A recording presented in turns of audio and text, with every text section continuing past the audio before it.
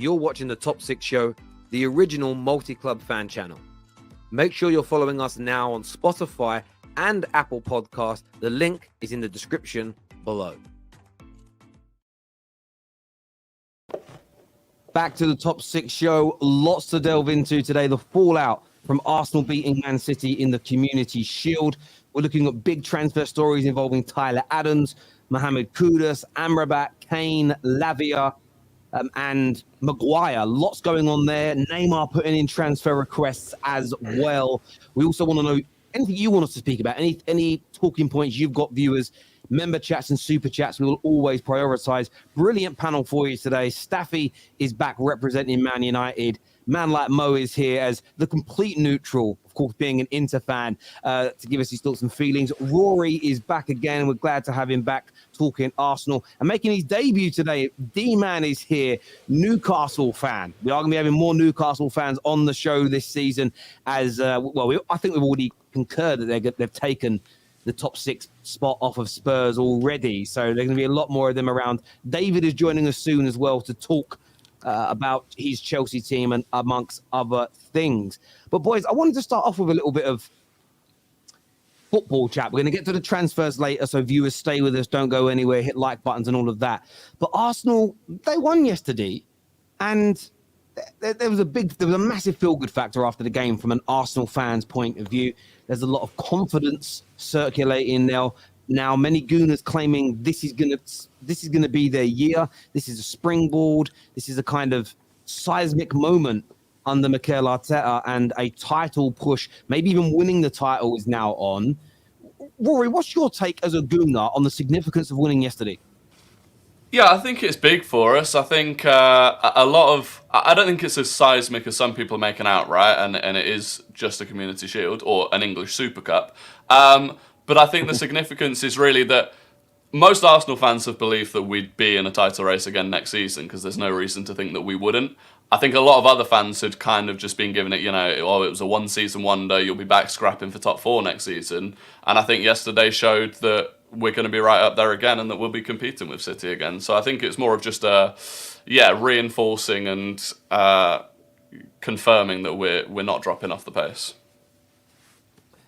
I hear that. How about yourself? In fact, what I'm going to do actually is I'm going to play a couple of these clips because I just want to let everyone know I'm not making this up. A few people in the comments said, no one has said that, Terry.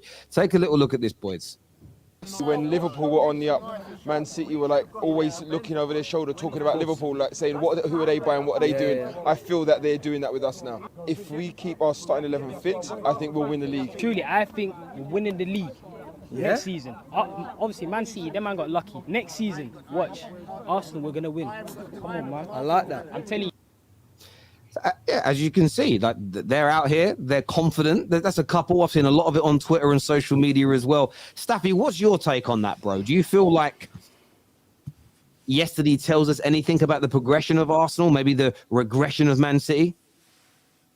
I don't think we've learned anything in those 90 minutes, to be very honest with you, because I like if my prediction for Arsenal to win or not to win the league this season was made before the game, it really wouldn't have changed based on what I saw. Yes, I do think City, but yet again, City always starts slow, so I don't want to even entertain the fact that they look weaker, they look different. Obviously, they do look different because some players went out. Kovacic is in, Gavardio is in. Obviously, they're gonna look different when he plays. So I don't really want to prematurely talk about them. They didn't look at their best yesterday. They looked very negative. They had a lot of the ball, but they didn't really do much. I think Arsenal looked good. They had more chances than them. Yes, they were lucky with their last-minute goal. But I think the game was very even. I think I saw a lot of what I've seen from Arsenal already last season. So I understand Arsenal fans being happy that they won. But outside of just the 90 minutes and winning the Community Shield, I don't think this game showed me a lot that would make me change my opinion. You know what I mean? I still rate Arsenal the same. I still rate City the same based on the same 90 minutes. So hold on. So what was your opinion that didn't change? I still think Arsenal will go for the league. They will compete with City. But I didn't see anything where I'm like, you know what? I think this is the time now that we're going to overtake City. I didn't see enough of that. They didn't score until like the 110th minute off a deflection. That didn't really show me anything. You know what I mean? I still look at their striker. I think they have a striking issue. So I hear background noise, guys. I don't know who's that, but I still think they have a striking issue. Their defense looked decent with Timber in there. I'm not gonna lie. I do feel like if they kind of have this issue again, where like Saliba got injured last season, they do have proper coverage now in that defensive line. Rice looked good. You know, will he replace all the goals that Xhaka used to score? I'm not sure. You know, so as I'm saying, I mean, it didn't really do much for me. I don't know. I feel like some people were overreacting. Let's be very honest. You were a deflection goal away from losing the Community Shield to City. So did that deflection goal really change much? If you're an Arsenal fan, seeing that goal and then winning on penalties, that really changed much for you? I mean, if you thought Arsenal are going to go ahead and win the league because you're an Arsenal fan, I don't think this game changed anything. Or if you thought they weren't going to win the league, I still don't think this game changed. Can I ask a question, Stafford, please? Go ahead. Who do you think would have won the league, in your opinion? It's an if, right? If Saliba didn't get injured in game week 28 last year. Genuinely. It's too hypothetical, but... It's not, because it's leading to another question. Because you actually alluded to them getting the replacement for Saliba. So it's really relevant that your answer is really relevant to how the situation might look this year. No, I agree with you. To that point that I made about Timber, yes. The reason I'm saying is hypothetical because I do think if Saliba stayed fit, they wouldn't have lost. How many points was it in a row that they dropped? They had like 3 draws in a row, and then in a couple games after they lost to City. So I don't think they would have dropped that many points if Saliba stayed, or if they had a proper replacement. If that's so now they bought the replacement. Yes, Jesus is injured, but what we saw in this game is that Arsenal with William Saliba, who I'm now truly convinced that he's the most important player in this Arsenal squad, hands down. There is nobody that can replace him. Yes, I see Odegaard, I see Saka, I see everything. But without William Saliba, everybody else looked completely a different player. Even the Odegaards, the Saka. William Saliba yesterday just provided something completely different. And now they went out and look, this guy Timber looked like a world beater. Looked like this. It looked amazing. Amazing, right? Now Ben White can play center back, right? Because they have Timber can cover right side. Turner looked awful. The problem that I'm looking at is Kai Havertz. But everywhere else on the pitch, even Declan Rice cannot replace Granit Xhaka. But he looked okay yesterday. He looked good, right? I think this Arsenal team at the moment, if they get Jesus back, right? If they get Jesus back, which is, I think he's back in 2 months, I think they are toe-to-toe with Man City. Based on what I saw last year, City are still favorites to win the league just because of experience, and Arsenal lack experience. But Arsenal didn't drop from last year. I said that before about Xhaka. They can't replace the 7 goals, 7 assists. But again, Declan Rice showed me yesterday that he can play in big games, and he did it yesterday. Interceptions and a lot of tackles yesterday. Yes, a little bit defensively, but I think they can do it. That game yesterday taught me a lot about the Arsenal team with Saliba can still do the same thing that they did last year, which win a lot of games, not concede a lot. It's simple. George here says, stop the nonsense with the striker issue. We didn't win the league not because of a lack of goals. It was because of a lack of depth in midfield and defence.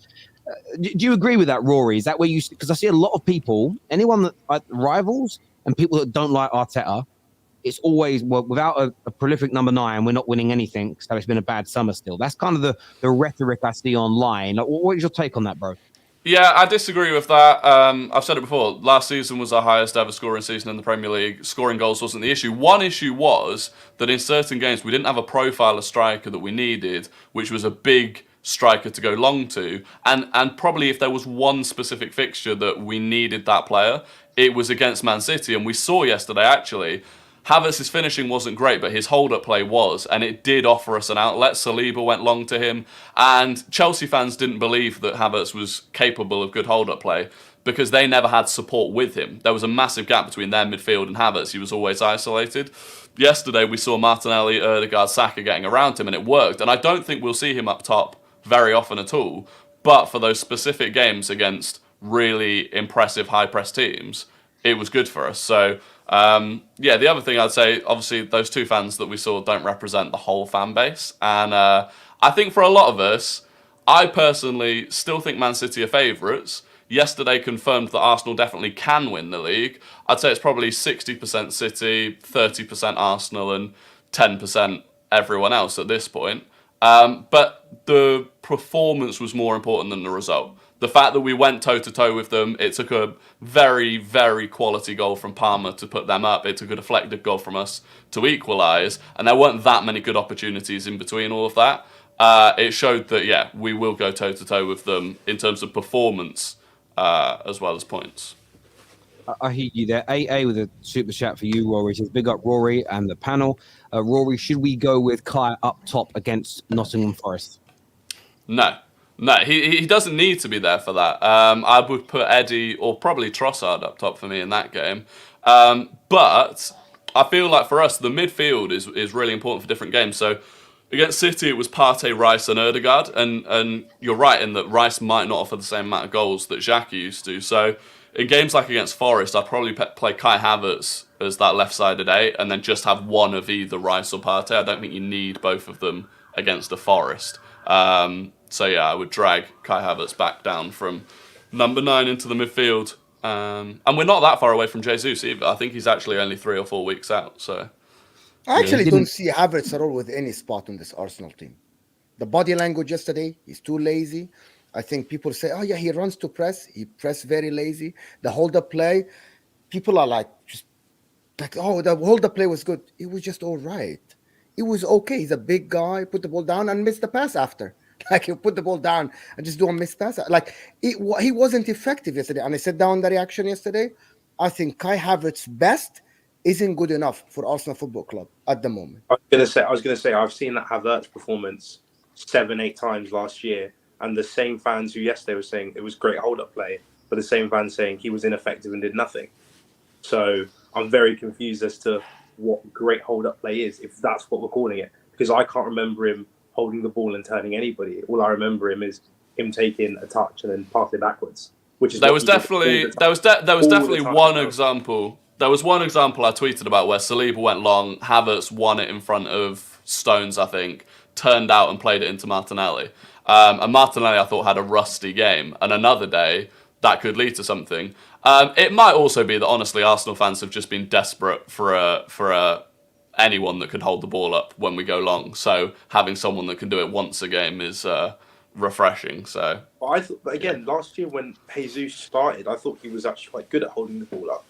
I know he's not a big physical presence, but he's definitely, I'd say, for someone who gets to get the ball, receive it, and then give it off to the right person and make the right decision, you'd much rather it be Jesus than it be Havertz. And I very much think when Jesus is back, Havertz isn't going to play very much at all. Which again, for me, I still don't see how 65 million or whatever, how much you spent on him makes sense. And he's like a top player at your club. I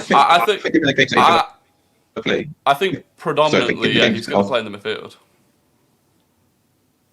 So go on, D. He'll get enough game time. He'll have games off play the season, the Champions League, all the cups and stuff. I can't hear him well. Yeah, so we can't hear you, bro. There seems to be a connection issue with you speaking. Try speak again for us.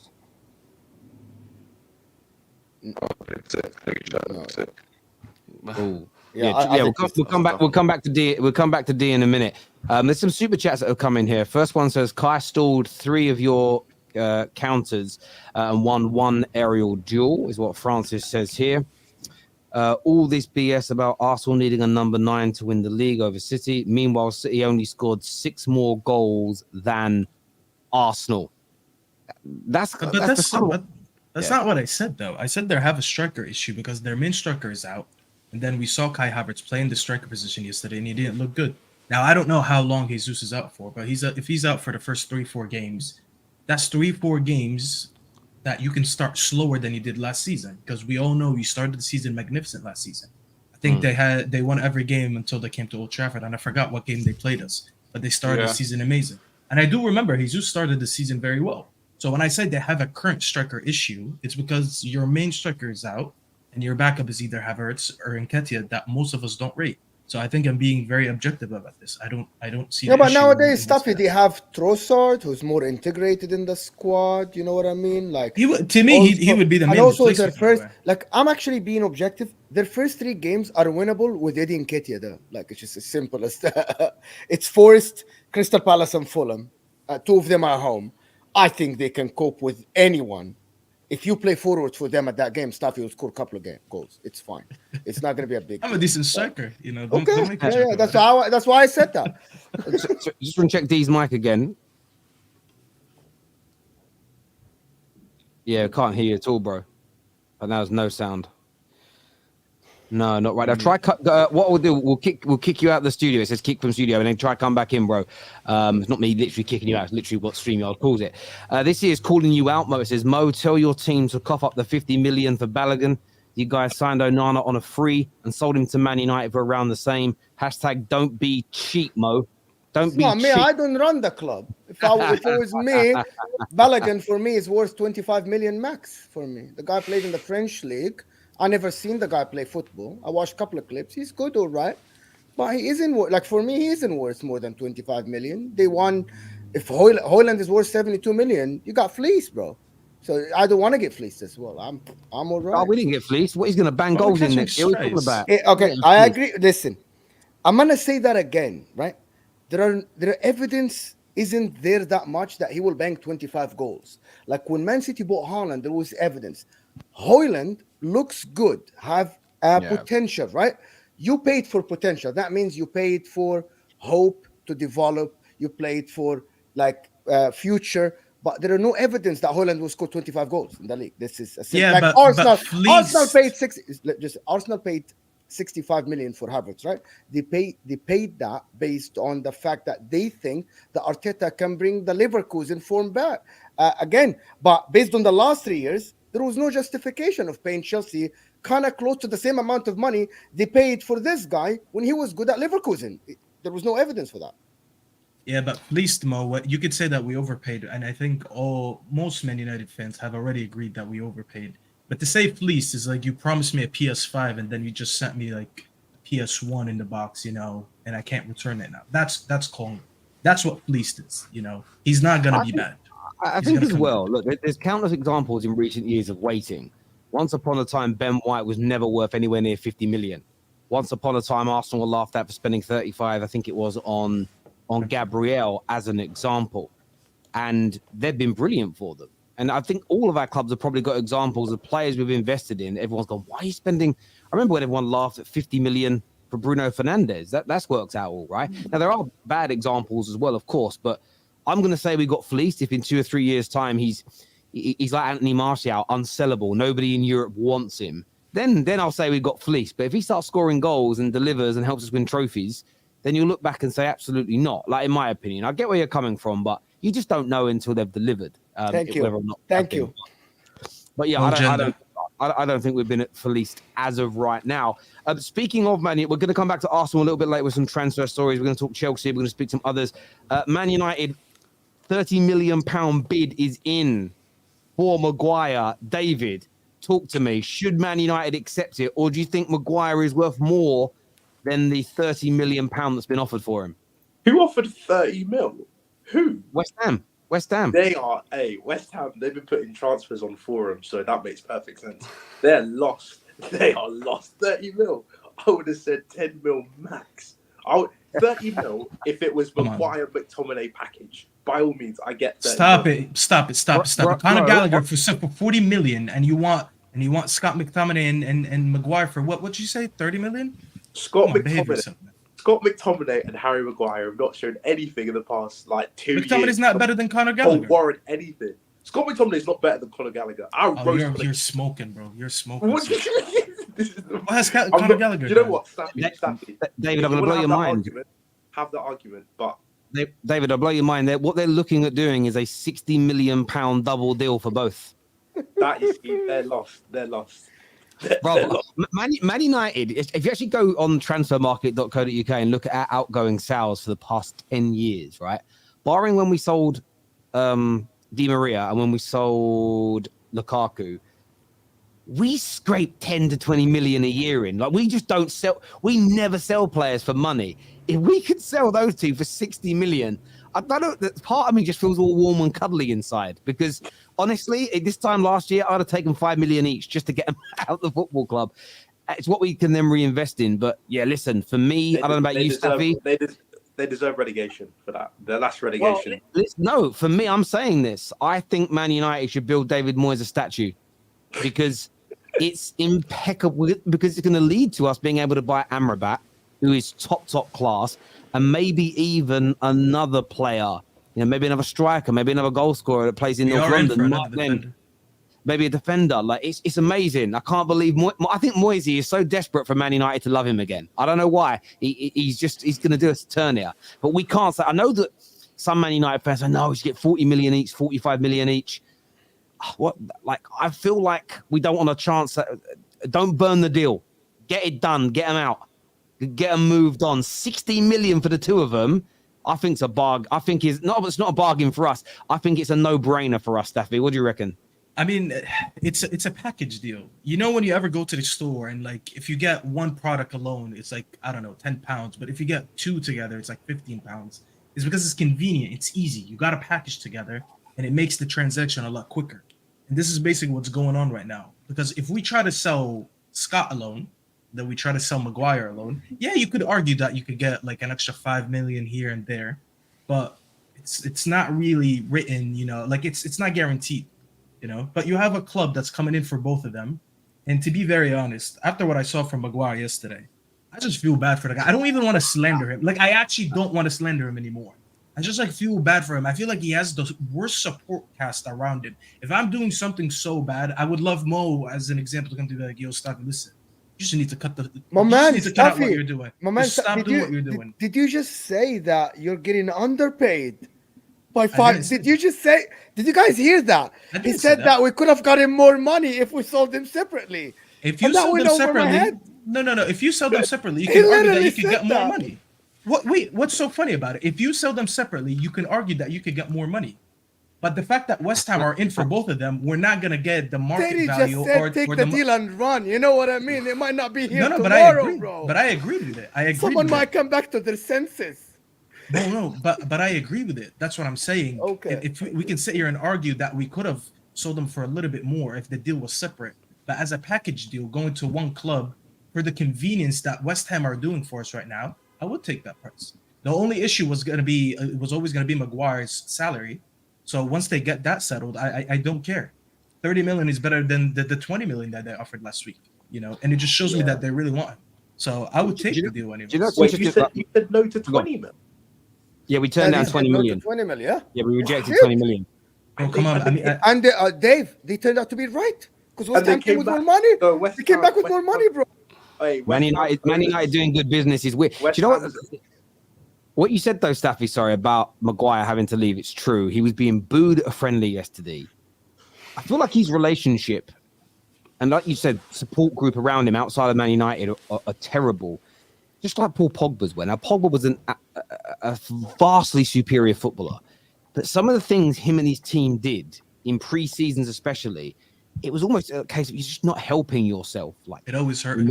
In the week leading up to a Manchester derby, your agent reveals that you've been offering him to Manchester City. It's never going to, even though you scored a brace in that game, it didn't go down well. 2 or 3 summers on the bounce, he would do interviews talking about new challenges and moving on. His agent was always talking, slagging the club off. And listen, the day we played Leipzig, remember, in the Champions League when it was the decider, if we lost that day, which we did, we would have been knocked out of the Champions League. That's the same day Mino Raiola came out and he said something about Pogba. Exactly. And this is the thing. Sometimes they said things that were right, but there's a time and a place for everything. And Maguire, they do different things, but it's the same. They're so delusional. Listen, I know his family love him, and I know that a lot of footballers, their agents and managers are often family members and people close to them. I think it's really important for sports people, and it's why I think there's been a decline in Conor McGregor as a fighter. You need people around you that tell you no. You need people around you that keep your feet 100%. On the ground. And Maguire, I just think he has a team around him that consistently blow smoke up his backside. 100%. And they blame everybody else for the mistakes and the problems. The fact that he even said that he was shocked that he lost the captaincy. It's like, bro, how can you be shocked? You know, you barely got picked last year, 4 games. And even when you did play, you're awful. And I think he'll refine himself at West Ham, though. I actually think a team like West Ham for Moyes, there could even be a point in a year or two where people say, should United have sold him? I guarantee he gets 100%. Back to his Leicester levels. I guarantee he does. Some of the mistakes he's making, Terry, he's better than that. Let's be very honest. I don't rate him, but like the pass that he made yesterday as an example, like if you look at his Leicester days, you would never make these mistakes. He's just making so many unforced errors to the point where you're just looking at him, you know his confidence is shot. You know, yesterday he had all the time in the world and he still gave up the ball and they scored from it right away. And you can argue if he's playing for West Ham and he doesn't have that monkey on his back anymore, he's playing with less pressure, less criticism, and like it's a clean slate for him, he would find his own soul because he wasn't a world beater, but he was definitely better than this. Like David could sit here and laugh and all that, but we all know Maguire was never this bad. Like he's actually so bad right now, but he was never this bad until like the past couple This is what will happen, Staffy. So when he makes a mistake for Man United, look what's happened this preseason. And I know I don't know if this happened to anybody at Newcastle. I think it happened to Tonali. Rory knows this happens to Arsenal all the time. I know this has happened to Man United all preseason. Your new signings, especially the expensive ones, every blade of grass they cover is being watched by rivals. Everyone's sitting there ready with their editing gear to make memes and put clips out there. We know that players see it because a lot of them talk about what they see on social media. If Maguire makes 20 mistakes a season at West Ham, no one's clipping it up. The media will stop talking about it, and suddenly that pressure goes away. And when you're at Man United, we are the biggest club in England. We're definitely the most famous club in England in terms of media attention. Everything you do goes wrong. This guy sometimes got accused of marking his own players. He wasn't. He was doing what other defenders do in those circumstances. But this stuff got twisted. And I just think Maguire, he just couldn't handle that pressure. And Rice is going to go for it this season because he's £100 million. The scrutiny is going to be massive. And rivals won't allow it not to be. You're going to see it at Man United with Onana. We saw over the weekend, he got the goal from the halfway line because the Man United players gave it away. We also saw Ramsdale nearly lobbed from the halfway line. It's happened to Ederson 2 or 3 times in the Premier League, goals from distance like that. It's normal, but suddenly, I literally heard pundits talk about how maybe Onana is going to be the downfall for like sweeper keepers and it will become a thing of the past because he's been lobbed from distance. I'm sitting there thinking, it's happened before. Suddenly a Man United goalkeeper's doing it and it's newsworthy. That is what Maguire struggled with the most. And he just won't have that at West Ham because with all due respect, they don't get clicks. So the media will leave him alone and he'll be fine. I think he'll go back to his absolute best at West Ham and people actually what they'll do is they'll accuse Man United of making a mistake and Man United of ruining him and Man United of not giving him enough time. That's what I think. I'll live with that. I don't care. Well, he has to get out of it, doesn't he? You know, he does. Do you think he should leave or do you think he should fight for his place, D? No. I think he needs to leave because it's Ten Hag's made it clear that he doesn't rate him like that. He's stripped him of the captaincy. He's putting all these defenders in place to start in front of him. I reckon West Ham is more of his level. Like you said, I think Man United's too big for him. I think going back to that kind of a bit upgrade from Leicester, I think he'll get regular first team football. And like you said, like Gareth Southgate said, he has to be playing. So if he's going to sit on the bench at Man United, he's going to lose his England place. And for what? For his pride. He needs to swallow his pride, swallow his ego, and get back to playing football. Because like you said, he's not a bad defender. I just think the way Man United play, I think Paul Merson made a statement just before Maguire signed.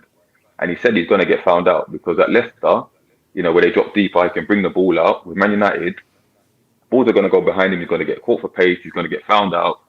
And look what happened. I just don't think it's the right club for him. I think he just needs to swallow his pride, move on, get to West Ham, play some football under Moyes, and get back to the England team, and we'll be good.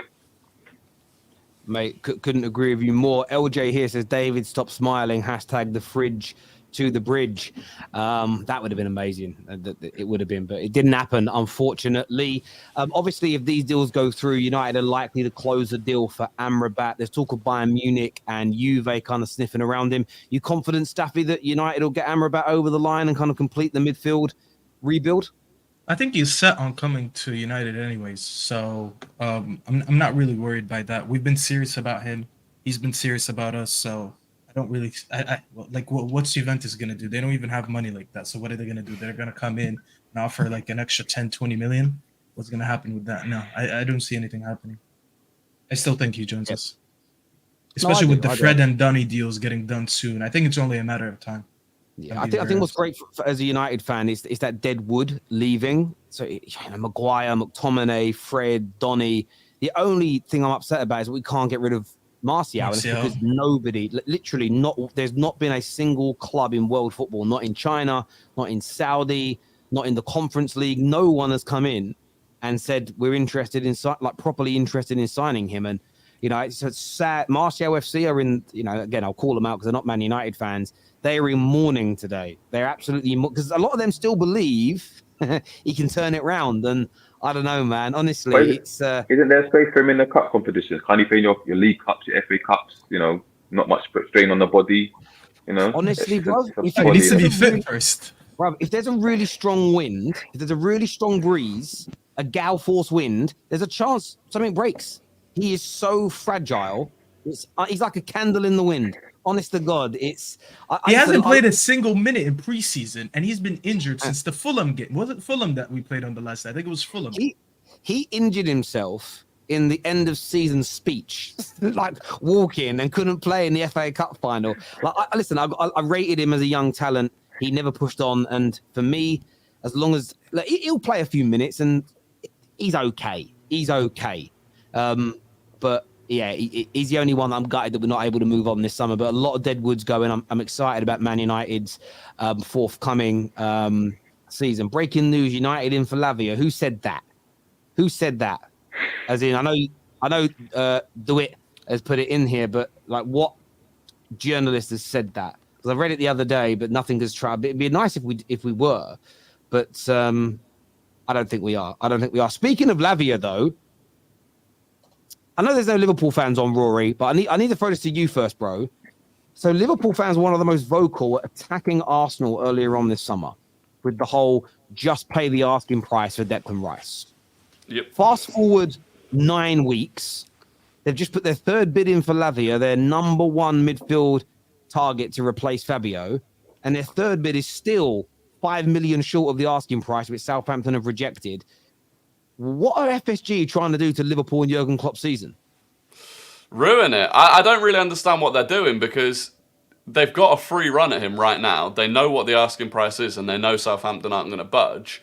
And there are teams like Arsenal and Chelsea that later in the window could go for him. If Chelsea end up giving up on Caicedo or if Arsenal get the sales done that they need to generate more cash, both could end up going in for him later in the window. So why they're not, they've got a free run, just get it done because they're going to look very silly if in a few weeks' time Chelsea or Arsenal come in and just slap the 50 mil down and get it done. And he's also arguably more important to, he's definitely more important to Liverpool than he would be to Arsenal at this stage. So they're in danger. They're going to be going into the season without him by the looks of things, and it's pretty criminal from FSG, to be honest. I think FSG are doing them a favor. I don't think Lavia is the answer to Liverpool's season this year. But they're not making top forward out of DM. They need a DM. Yeah, they're desperate. I agree with you. So I agree with you. Who's the answer? But Lavia isn't the answer. Someone like Lavia is the answer, in my opinion. They need an experienced DM. Listen, I watched Lavia last year. Great potential and everything. They already have McAllister, Szoboszlai. They need someone like a destroyer in that DM. They have too many players that can pass the ball around and do. Yeah, Lavia is good moving the ball forward. I think 50 million for Lavia. For now, you're paying for potential again. Is he the one that will start week in and week out and will make you challenge? No. Paulinho will. Someone else with experience will. That's my opinion. I think you have enough creativity in that midfield. You don't need a ball carrier there. You just need a destroyer. Lavia isn't the guy. In my opinion, Lavia is good player and everything. I don't think he's the answer to Liverpool.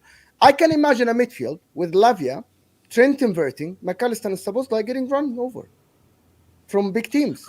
And this is the thing. Why are you letting them know that? Let's just leave it under the radar, right, and let it happen. Let's go back to the part where you said they're doing him a favor. I like that part. Let's do that. I truly believe that. No, I know you do, bro. I will say this. I understand where you're coming from. I've said it all along. I think Lavia is a supreme talent. However, I can't think of a DM his age who's had to run a midfield for one of the biggest clubs in the world who's been consistent for 38 games plus Europe. It's never happened, in my opinion, in the history of European football. People last week said, Busquets, look who the man played with in his first 2 seasons. Yaya, Keita, Xavi, Iniesta. Liverpool don't have that experience around him. So, and by the way, I don't think he's as good as Busquets either. So you're right, they should go for someone like Paulinho. However, Jamie Carragher called him out on this today, and he's right. He said they said we didn't have the money for sort of the Caicedos at 80, 90 million and the Bellinghams at 100 odd million at the beginning of the window. But that was before anybody expected 50, 60 million pounds to be raised through the sale of Henderson. And this is where communist Merseyside, the fans, are as culpable as FSG because they don't call it out. So you've raised an extra 50 odd million.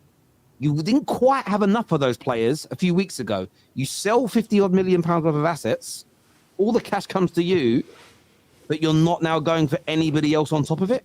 They're pocketing that cash, and Liverpool fans, they do this. So I know they won some major trophies, but this is not just Liverpool fans. United fans are the worst in the world for this. Man United fans are thinking of doing a protest by doing a sit-in an hour after a game. And I sat there and thought, so you're going to buy tickets, buy food, buy programs, probably spend a few quid in the megastore before a game, fund the Glazers, and you think they're going to take that protest at the end of it seriously. But Liverpool fans are the same. They roll over all the time and let FSG tickle their belly. And so does Jurgen Klopp. He just sits and goes, yeah. It's honestly, it's a madness. I want to really bring David in. There's something that people, what you said about Henderson is one thing, but the 40 million pound, I know that Saudi Arabia pay cash, 40 million pound cash, that wasn't accounted for. They had the budget for, I said that, I'm not sure if I said that on the top 6 with you, Terry, before or not. They already had Lavia budget before, 42 million. Now they bid 45. That means it's in the budget. You have 40 million cash. If you go to Brighton tomorrow and pay 40 million cash rather than Chelsea doing installments over 55 years. So 40 million cash up front. Do you think that might turn their head around? And my understanding is Caicedo isn't set. His dream isn't playing for Chelsea Football Club. He just wants to move. Do you think that's an option? That why are not? Are they greedy and they want the 40 million? I think Caicedo walking into that midfield will make them probably 5 times better than Lavia. Isn't that? You guys don't see that for 50 million more that you didn't account for before you start negotiating. I would agree with you, but Liverpool just don't spend that money. Remember, as communist Merseyside say themselves, we don't sign big players. So remember, they never spent 75 mil on Van Dijk or 70 mil on Alisson. Those things never happen. Liverpool only sign people for 20, 30 mil, and then they win Prems because that's the right way of doing football. So they ain't going to spend 80, 90 mil on Caicedo because it's bad for business. Because they had Bellingham available to them for about the same price, who you can argue is a better player than Caicedo, whose parents, I think his dad is a Liverpool fan, and he was willing to go to Liverpool, and they still didn't spend the money. No, I think that's a false premise. They were never I think the Bellingham thing is the upfront payment is a lot of money. There is tons of money involved in bonuses. So I think they're not comparable. Bellingham probably, from what I'm hearing, it goes up to 130, 140 million if Real Madrid achieve what's in the contract, what bonuses. I don't think Liverpool would go in like. No. So just very quickly with Liverpool, because this is breaking news from Paul Joyce, one of the biggest Liverpool journalists out there. Manchester United are now interested, concrete, in trying to sign Lavia. Okay. Good for Give me that Maguire money right now. Listen. Didn't you hear, Terry? Didn't they have their bid rejected? The 45 million that we just submitted 2 hours ago. It's been rejected. It was rejected instantly. It wasn't like it was a straight out. It's like return to sender. Do you know what I'm saying? It wasn't like, when you're getting out of office, when you email your boss, he's on holiday. It was like that. They didn't even talk. It's just like, no, 50 million, nothing. Listen, I don't even know if we need Lavia. We've got Manu. But I'd rather have him than not. I'd rather us have him than Liverpool, because that means Liverpool go into the season with no DM. And I saw Fabrizio tweet. I got a lot of love for Fabrizio. Liverpool fans should stay relaxed. I'm sitting there thinking, only the communist Liverpool fans, communist Merseyside, are going to take that seriously. That's definitely, listen, I love Fabrizio. That's definitely a briefing from the club. That is definitely a briefing from the club, because Liverpool fans should be panicking right now, especially if Man United come in and, because what do they do? Like, D-man, like if Man United come in and take the #1 DM target, what do they do? They're screwed. They're absolutely screwed because there is no alternative. From what I understand, they've got no alternative. They put all the eggs in the Lavia basket and they're messing around with it. Man United will come in and be more serious. They'll get the deal done, and then that's their top 4 chances gone because they're so lightweight in midfield. Like you said, unless they go for a Palhinha, which they don't seem to be going for, who else are they going to go get? Who is available at a decent price? They'll go back and get Arthur on loan because that worked really well. They're finished. They can't afford. They cannot afford. I wanted to ask the Man United people: Do you think you're going to get both Amrabat and Lavia? And if not, would you rather have Amrabat or Lavia? Do you know what? If I had to choose between the two of them, there is part of me that would say Lavia, not for the short term, but from a long term point of view, Lavia. If I had to choose between the two, I really do think I'd side with Lavia, although I think Amrabat's amazing and I would love him at the club. But I think we could end up with both. I don't see why that's beyond the realms of I actually don't know. No, I hear you because listen, we could end up with both. At the end of the day, we're selling 3. Terry, when you look at it, we're selling Fred, Scott, Donny. That's 3 midfielders. Now, yes, they don't all play. They don't get a lot of minutes. But that is 3 players that you just got rid of that you won't be using in cup games. They won't be on the bench. They won't be backup. So selling 3 midfielders and bringing in 2. And let's not act like Amrabat is expensive. Amrabat could be cheaper than us selling McTominay because McTominay is technically now valued at 30 million. So you're getting him for about 25. So we're actually making if we get all 3. We're making a profit there, and you're adding a 19 or 20-year-old to be an understudy for Casemiro for the next. And then you've got Manu coming through as well. What I like about it is this: last summer when we signed Casemiro, and this is why part of me wants us to do it and pack our midfield of experience and youth. Because last summer when we bought Casemiro, we were laughed at for not buying a player that could give us 10 years. We'll sign someone like Lavia, and then we'll be laughed at for having too much quality. And we saw with City, you can't have too much quality because the cream rises to the top. And if you're not good enough, you don't. But for me, that would make me feel very secure about our season. Because still right now, if we pick up an injury or 2 in midfield like we did last year, the drop-off from having... And I don't think Eriksen's good enough to hold the midfield. But when he went out for that couple of months and we had to go back to Fred and McTominay, the level of our midfield dropped off massively. Suddenly, if we've got Casemiro, Amrabat, Lavia, Mount, and Manu as the 5 mainstay midfielders, plus obviously Bruno Fernandes, and you've still got Eriksen in that as well. That's what 7 players for 3 positions. That's quality. That means you've literally got 2 players at every position. And all I've seen all summer is Arsenal fans celebrate having exactly the same thing. So for me, listen, if we can get both, both are available for a combined total of 70 million. If you're selling Scott Maguire for 60, we're going to raise 70 million through selling Donny, Fred, and Scott McTominay. We're going to get about 70 million. So listen, get rid of those 3, buy those 2 in.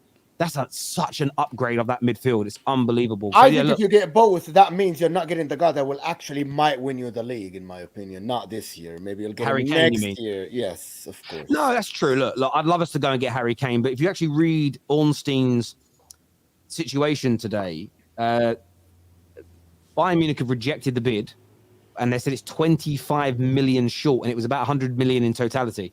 So that means that the Spurs want 120 odd million. They will add 10, 15, 20 million premium for Man United.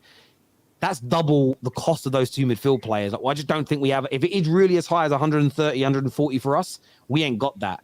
I always felt that if Bayern Munich could get it done for about 80, 85, we could probably stretch to that extra 15 to 20. But there's no way we're going up to 140. Otherwise, we would have already done it, in my opinion. So, but look, I'd rather spend that money bolstering other areas than wait. Does that make sense? And I think that's what I'd rather do. So listen, I hope it's true. This year says Amrabat is proven. Lavia isn't ready, in my opinion. Amrabat. That's why you get both. Amrabat is not proven in any way. This is no. I'm not having Why this. can't we get both? I don't get it. Hold on, Dave. Hold on. Amrabat's not proven. What? Lavia's going to learn from Casemiro. Because he haven't played in the Prem. Not because he's not played in the Prem. It's just because everyone's only talking about him because of a World Cup, and he just didn't know. No, they don't. Yes. No, they don't. No. Everyone talks about They World play. Cup and he had They beaten talk the King, about him West Ham. because he played for Fiorentina, a position-based team under a coach that is very progressive in Vincenzo Italiano, and he was the one holding that midfield. Meets you in 2 cup finals, right? And him was being the integral part in that midfield. That's what you talk about him. The Progressive World Cup is Serie an A. extra I'm not thing. hearing- It's the I'm same serious. for Enzo Fernandez, Matteo who Darmian played for balls out. Benfica and had someone behind him holding his hand. Come on. Romelu Lukaku balled out in Serie A and he made my club pay 100 mil. I ain't trusting that league for nothing. No, so what did Enzo So Fernandez? let's not buy him. Let's not buy him because David doesn't trust him. Pull out the No, deal, guys. it's me No, personally. but I think Don't do that. I think a lot of Man David has United a fans. point. Me personally, I have a rule. You don't sign players over 100 mil. You don't sign players based off one good world tournament, like a tournament that's well watched. I can't even remember the other one. But those Your two. club did both. Hold on. Yeah, my club Dave, did both. you support Chelsea, my man. Yeah, you signed You Enzo. support Chelsea, bro. What is Terry going will on tell here? you, when we signed Lukaku, I literally sat there. No, in fairness, yeah. In fairness to I said, David, he's called David, his you don't own. understand. He's 25 million. He's actually worked with the manager before back in Holland. So Safi, no, I get what you're saying. In fairness to David, he says this when his own club does it. So he's not calling Man United out for something that he advocates his own club doing. He's consistent with his beliefs on that. So like, I have to be fair to him on that. But I get that, but he's not 100 million, and he's not being bought off a World Cup hype. I mean, he's about they're 20 just- million. He's about 20 million pounds. This year says 25, Amrabat is Yeah, but overrated. I think the point is. Yeah, I think the point is that what David's saying is that a lot of fans don't really know about him. They just saw the World Cup and think, okay, he's going to do the job. But they're just obviously, you know, educated. Mo knows the challenge we can talk about. Ask I'm me to here educate tell you. people about Yeah, I know. it. You're talking about, yeah. I get it. This here from Feo says usual games by the selling club stroke player agents to get the actual interested club to move quickly and accordingly. We ain't interested because of Mano. You could be right. However, this has come from Paul Joyce, who gets his information from Liverpool. Typically, he isn't going to be the one forcing Liverpool into doing things because he's literally that would be going against the team that feeds him his stories, if that makes sense. So that's an interesting. Listen, I get where you're coming from, but that's why I'm a little bit excited. Thank you, Abdullah, for becoming an official member of the Football Terrace. That means a great deal to us. Viewers, let's get this past 1,000 likes while we are live. Please give it a smash right now. If Chelsea managed to get Caicedo and Vlahovic with Nkunku already here, Pochettino will cook. Well, that brings us nicely on. It's a great segue into the Chelsea segment. We've still got Arsenal news to come. We're still going to speak Harry Kane on the show as well. Send us in any questions you've got or talking points you want us to cover on the show as well. But the talk is today, David, that Caicedo didn't train, that he's at a point where he might be looking to force this move now. Chelsea fans are very relaxed and excited online. Do you think it's going to happen and get done? I do think it's going to happen and get done. I just think we've wasted a lot of time because we're just going to end up paying 100 mil in some form. Maybe the conversation should have been, instead of let's just offer 80 flat out, we should have just gone, we'll offer 100, but we'll add in more bonuses and installments. So unless he absolutely performs, then we're not going to pay that price. I don't know what the total fee build up will be, but we'll see what happens. But I'm very relaxed about it. I'm not worried about it at all. I think we will get him eventually, and I do think it's a key position in our squad. I think we should probably get another player. I would have liked Edson Alvarez, but he looks like he's going to West Ham.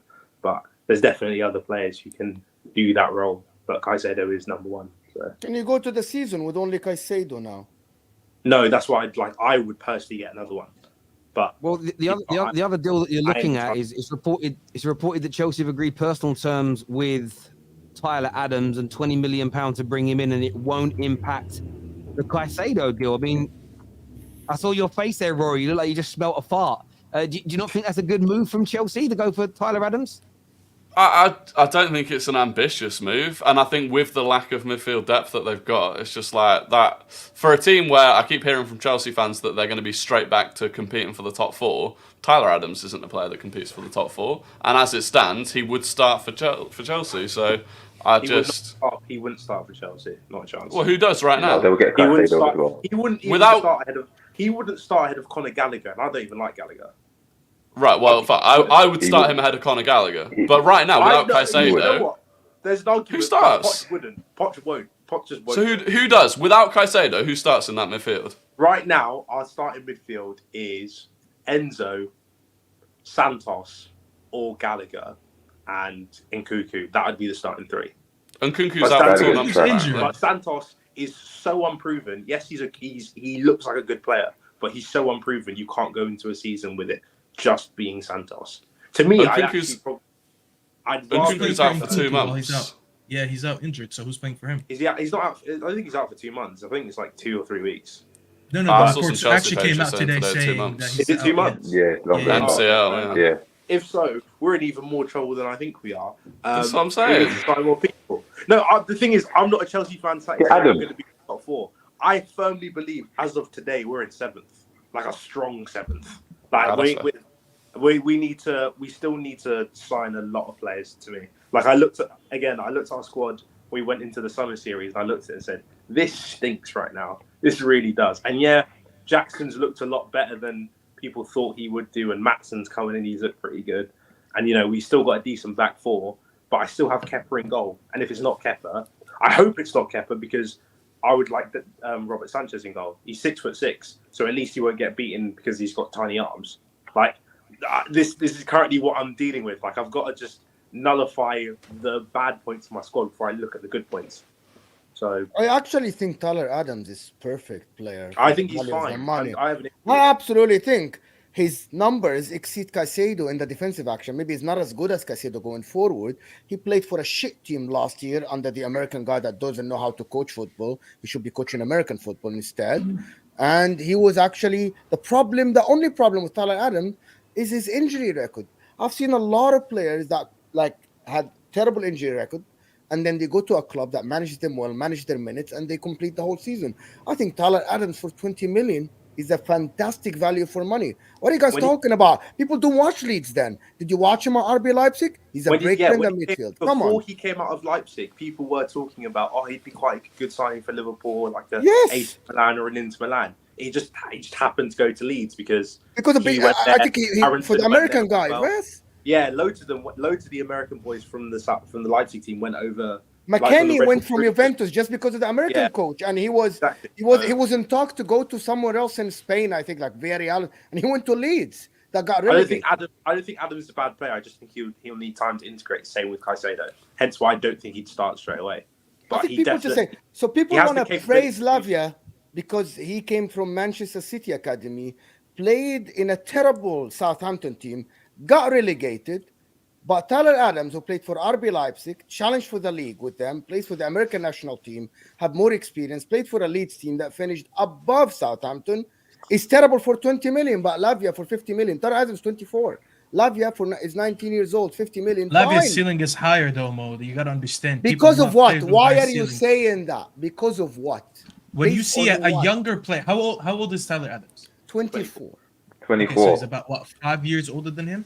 First of all, Yes. that 5 years makes a difference. And by the way, I'm not saying my opinion. I'm just saying this is how people look at it. Okay. So when he's for the people.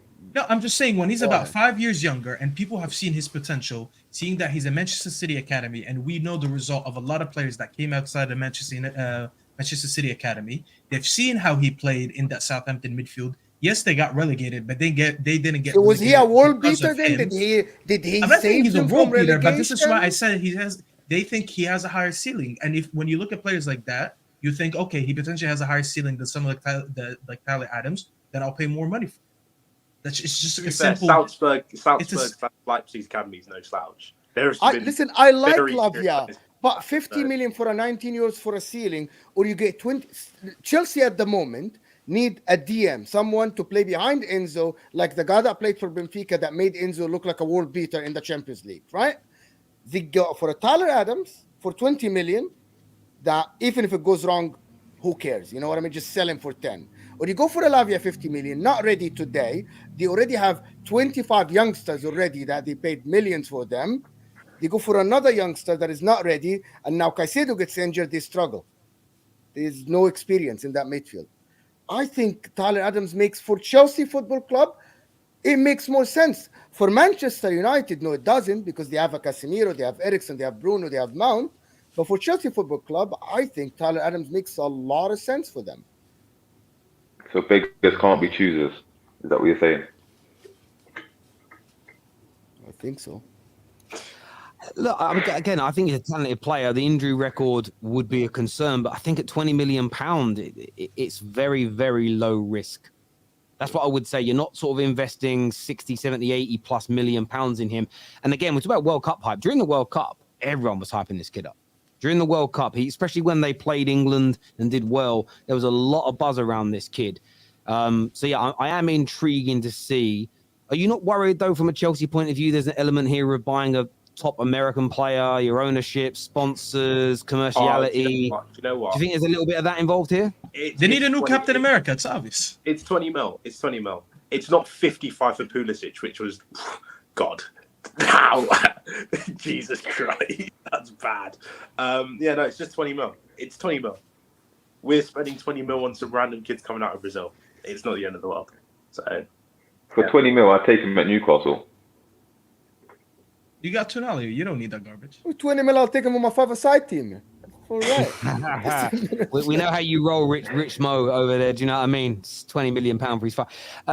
Della Spurs here says Adams is better than Gallagher and Lavia hands down, and has more experience as he captained the US men's team at the World Cup. Leeds got worse when he got injured. that is true. When it was him and Mark Rocker, their midfield actually wasn't awful. But yeah, Jesse March didn't help out in that. Yeah. That's Jesse true. Marsh, bro. Jesse Marsh. Like, come on. Dan Waters here says Enzo, Caicedo, Adams, Santos, Carney, Gallagher. Would you be happy with that? I mean, Rory, rivals. Is that a daunting midfield to look at there with Chelsea? No. It's not. You don't look at that and fear any sort of challenge from them next season. Long term, I think players like Santos, I think in 2 or 3 years' time, Chelsea will be right back up there. But for next season, that is a weak midfield. Enzo, How long are they going to pretend that Gallagher's any good? Sorry, if Enzo and Caicedo play 38 games, that's a good midfield. That's a massive if. They probably won't, but if they do, that would be a good midfield. Can I say something that people might think it's outrageous? Okay, Caicedo, Enzo, and Nkunku. How is it comparable to Partey, Rice, Odegaard? Okay, put in mind that Arsenal's bench is Elneny, Jorginho, who wants to go, right? And Kai Havertz as a number 8. So I'm just putting that midfield versus that midfield. How? I was going to say, Nkunku Odegaard is again, we'll see what Nkunku's like in the Prem, but it could be a conversation. Okay. Partey and Enzo, I think Enzo is a better player than Partey. I just do. And Caicedo and Rice is its own battle in itself. Like, it will just be a touted battle if both people move. I think the difference, in my opinion, is the experience. Like, Arsenal, with that midfield, has way more experience. Even Declan Rice versus Caicedo. I think Declan Rice, way more experience with, I think he played 40 caps for England, if I'm not mistaken. That's a lot of games for your national team. And Partey, we know how experienced he is. Odegaard now has 2 seasons under his belt, also played in different leagues, so he was coached under different coaches. Caicedo doesn't have that. And Nkunku played in the Bundesliga. I think in terms of quality, I think they are comparable, but the experience will give Arsenal the edge. Yeah, but both benches are very weak, in my opinion. But why are we ignoring that? He just said Enzo's better than Partey. Well, I'm not going to say that because this is the Chelsea fans, bro. No. It's just like we really just let it slide like that. Yeah, who said that? We just wait. Dave. Why are we acting like Enzo? He did say that. Like some slouch. I'll tell you why. Because I'm going to I'll let you do it, Staffy. Go on. Let me handle this guy by his own logic. You sat here and you complained. You named 2 things. You said you don't like signings that are over 100 million and are over a World Cup hype. That's what Enzo is. And in the same sentence, you just said he's better than Partey. So how do you not rate that, but at the same time, you just rated him better than Partey based on absolute... Because, no, do you know, again, Terry... I rate Enzo, by the way. When we signed Enzo, I was not on board with it. I said we shouldn't do this. I'd be much better signing 3 people in like different positions and completing the squad. Because I think the way you should build squads is weed out the dead wood, fill it with like good squad depth, and then add quality on top. However, having watched Enzo for half a season, I'm converted. That guy's a baller. He is a serious baller. He is a baller, but what makes him better than like Partey? him. Do you know what? It's club bias. I just really like Enzo. Okay, I mean, can't at lie. least you're can admitting it. I, Just bias stop is it? bias. Can I, actually, Enzo should not be compared to Thomas Partey at all. He's the I one who think did it, Mo. I Enzo- didn't do it. Yeah. I think Enzo should be compared to Declan Rice. I Yes. think the And one then that should be Caicedo's compared another to Partey is Caicedo, because they are both the base of that midfield. I think Enzo has to be higher. Why we're comparing Enzo to Thomas Partey? I Because, remember you, Mo, Dave. I remember Mo. you. You're the one who said yesterday you want to see Thomas Partey play higher on the pitch, and Rice is the DM. That's to me, Dave. He said that? It's all about said thinking. that. Just because I don't think Rice has the current capability to play more like further up the pitch. I just don't think he does. But you think But he has the Thomas capability Partey to play does? as a lone six? I think Thomas Partey has more of an ability to do so. Okay. Yes. What you Did you saying not to see that? Rice in a Pick. friendly game? Hang on, without sorry, Partey? what you saying to that? What you saying to that, Rory? Thomas Partey last season was comfortably top 3 number 6s in the league. A massive reason that Arsenal got to where we were in the league. And it was actually one of the significant things outside of Saliba's injury was Thomas Partey's decline in form. That was a reason that we dropped off. He's better than Caicedo, and Declan Rice is better than Enzo. And Declan Rice, by the way, is going to be incredible as a number 8. He's learning from Arteta. He already said he's learned a ridiculous amount in the first 3 weeks. And everyone around England camps, around West Ham, says that his on-the-ball ability, his attacking ability has just never been unlocked because he's constantly been put as the number 6. So yeah, I'm excited. Yeah. Until I see it, I ain't gonna believe it. Yeah. And until I see Enzo play a full season look for good in you, I won't see it. Surely you Oh didn't my see God. Enzo last season and see Thomas Partey. I know you're comparing Enzo and Thomas Partey. Surely when you looked at them both last season, you didn't think that Enzo was better and more influential than Thomas Partey. No, but that's no. In terms of, I think as a quality of player, I think Enzo has more to his game than Thomas Partey does. What does that mean? If it's not influencing what are you game, basing it on? What I'm trying to say is, I really like Enzo, and I think he's better than Partey. There's no real I'm quite a good I'm very. Just say it, Dave. It's not logic. based You on just the World like Cup. Enzo. You As I just like said- Enzo, and you want to As say I that. just said, it's club bias. I really like Enzo, so Okay. I'm gonna put him ahead of Partey. That's literally what I said. I literally said that. So Fair enough. This is from Nathaniel, who's a Chelsea fan. Says Tyler Adams is not Chelsea level. If Chelsea sign him, I wouldn't back him until he earns my backing. I may repeat this. Chelsea is not Leeds. Conor Gallagher looked good at Palace, which is a fair point. It's very logical there, my friend. This here says, why is no one going for Onana? He ran it in a garbage Everton last season, and he's only 21. He's easily worth the same as Lavia, if not more. Isn't I it said the that Belgium very guy? left Is at it me. a Belgian guy that went to the national yeah. team with Belgium, the World Cup as well? Yeah. A good player. I don't know. I think technicality-wise, every time I'm watching the guy, runs a lot, tackles a lot. Technically, he's like Abdullah Dakori for me, but just younger. Just my opinion. It's Just my opinion, bro. Once upon a time, a lot of people wanted him. If you go back, this I is wanted him, no Terry, one- and you didn't like when I said I wanted him. Who? Unana. Yeah, I We don't had think this he's good enough. discussion before. Yeah, I don't think it's good enough. Yeah, We're not think- talking about Onana, the goalkeeper, people in the chat. We're not. This is not the same guy. I think Onana, the goalkeeper, is better on the ball than him. So, Because once we said Onana, people started saying it's overrated. Onana's overrated. It's a, you know what I mean? It's a default now. Yeah. You mention Onana, he's overrated. this says no ambition. Rory, isn't Caicedo our main target? yeah, go and get him then. I assume he's a Chelsea fan. But NLF here says Enzo only has passing over Partey. Outside of that, Partey is clear. club bias. They're done. I've literally admitted to it. I just really like Enzo.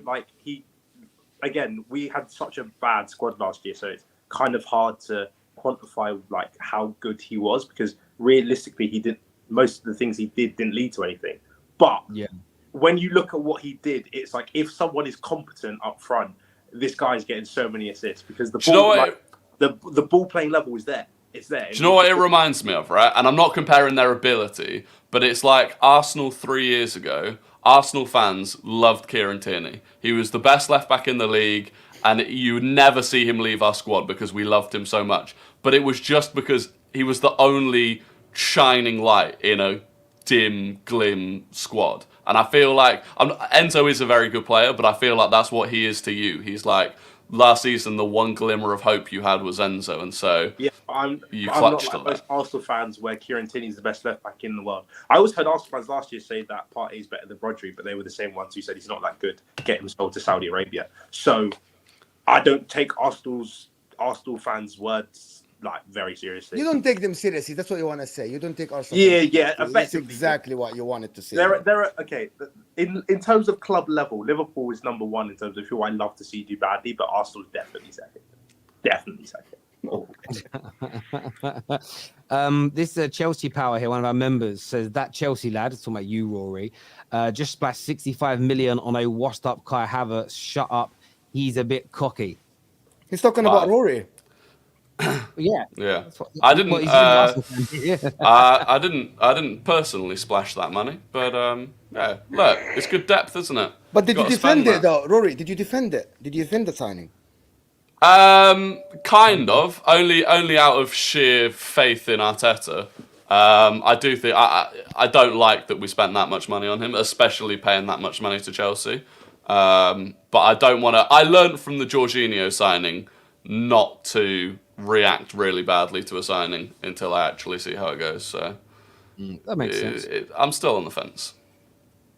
This here says what David is saying is no one spoke about him before the World Cup. Obviously, going back to the Amrabat situation. Thank you, Eduardo. Let's who good Odegaard and Rice will. I think it means let's see how good Odegaard and Rice will be in the Champions League before we judge them, because this season both play 60+ games. Is that fair, D-Man, before you judge Rice and Odegaard? Watch them in that Champions League. In terms of depth and Rice, I'd probably say yeah, because let's be real, he's only played for West Ham at a low European level. Odegaard, listen, you can see the quality. Quality is quality. I don't think he's going to struggle in the Champions League. He's got obviously he didn't succeed at Real Madrid, but he's been around the Real Madrid scene. I think he's too to flop in the Champions League, if I'm honest. I don't think Arsenal got anything to worry about when it comes to Odegaard. Rice, he will take a time to settle in Arsenal anyway. So, I don't think he's going to light up the Champions League, but once he settles into Arsenal, he'll be all right as well. But there's nothing to worry about there, in my opinion. There we go. This here says Arsenal fan being deluded. In other news, the sky is blue, just like London, up the Chelsea. Yeah, cheers. well done, mate. This is a big take here. Caicedo is Kante 2.0 with a bit more. Yet to be seen. He has it. Yet to be seen. To be honest, every time I'm watching Caicedo, he is better on the ball than N'Golo Kante. I didn't know N'Golo Kante before Leicester City. Brilliant career from N'Golo Kante. But Caicedo, who says no? He shows every single sign of him being a top player in the future. Is he there yet? Absolutely not. Absolutely not. One season wouldn't do it. I've seen him live. I've seen him live a good few times. He's quality. He is quality. And I think, like you said, he has the potential to be that. I just don't see a weakness in him at the moment, if I'm honest. He's that good. If Chelsea get him, that's a serious signing. He's that good. He is that good. There's a lot of talent there. And Pratt's B says Poch will unleash the player's true potential. Well, like every time someone says Poch, I'm thinking Spurs. It's like I like I do the same.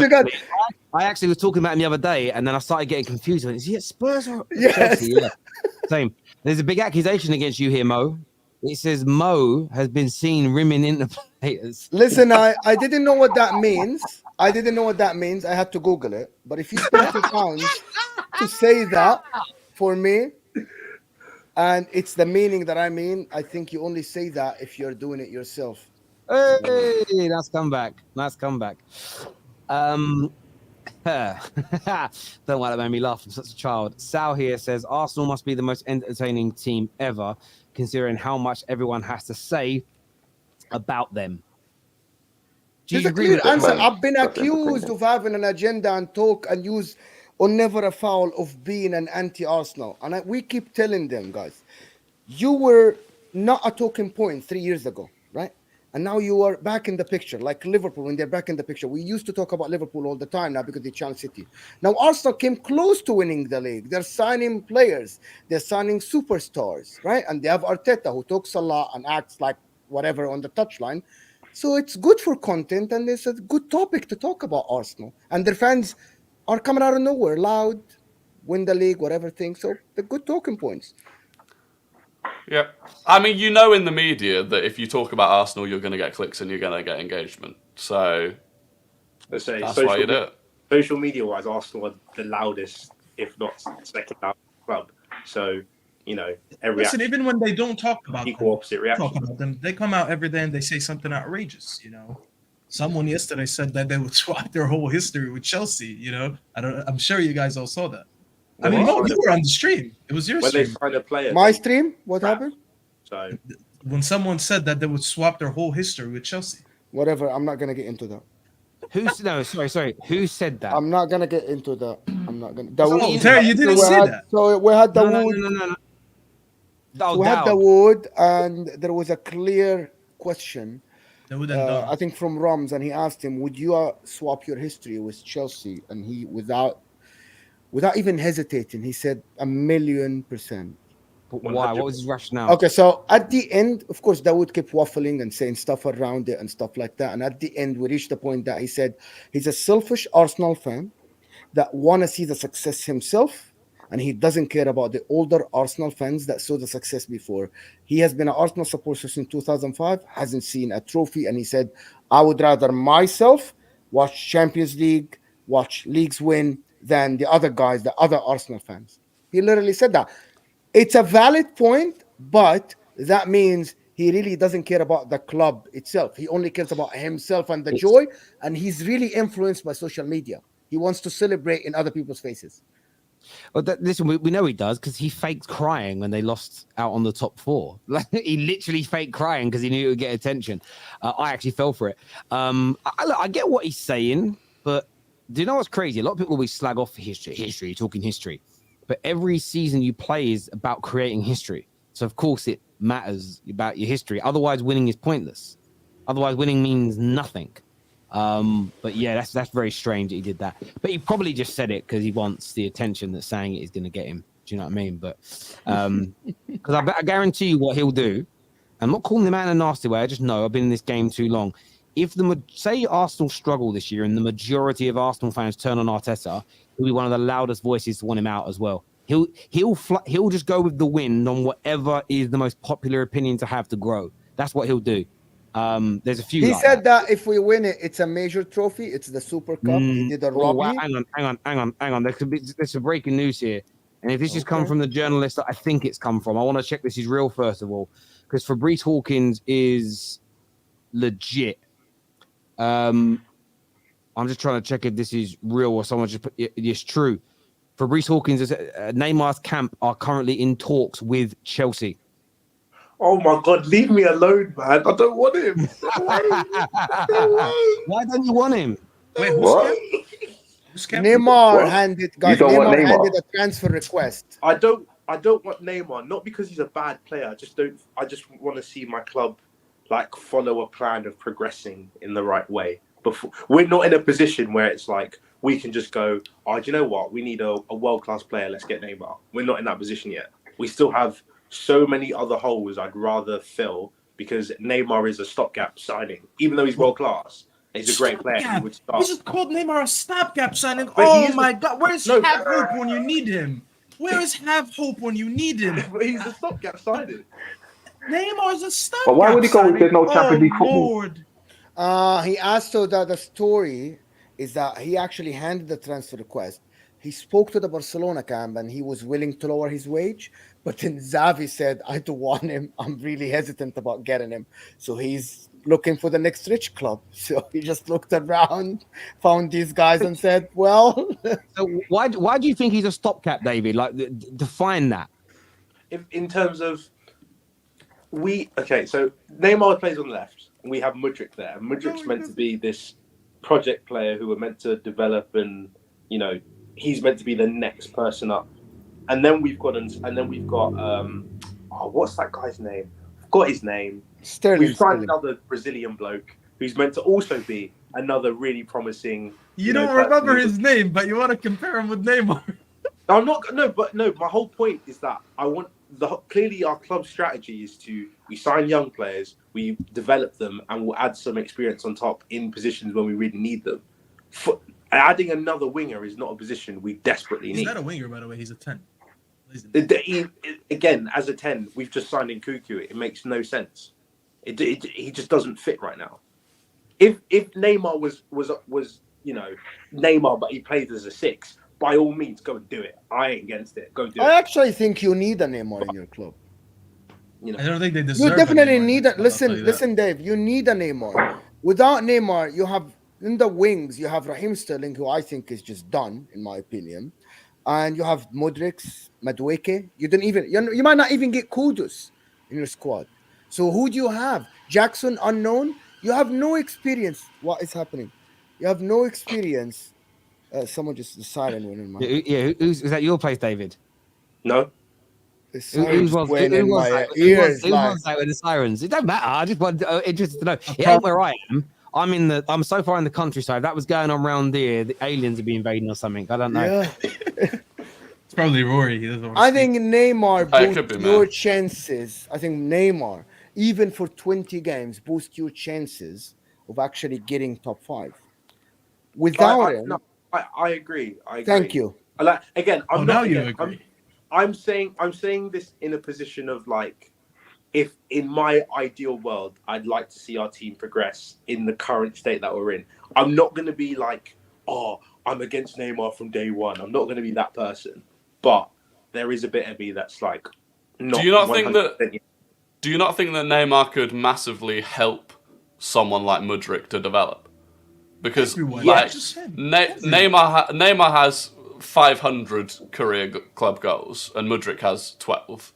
And so if you're talking about, again, coming back and competing for top 4, surely, I understand what you're saying with stopgap, because it's obviously going to be a shorter term signing because he's already 31, but surely bringing someone of that level into your club massively helps develop the players that you've already got. I think having star players, again, often can't be a bad thing, but I just have a slight hesitancy about Neymar in terms of he's not always fit.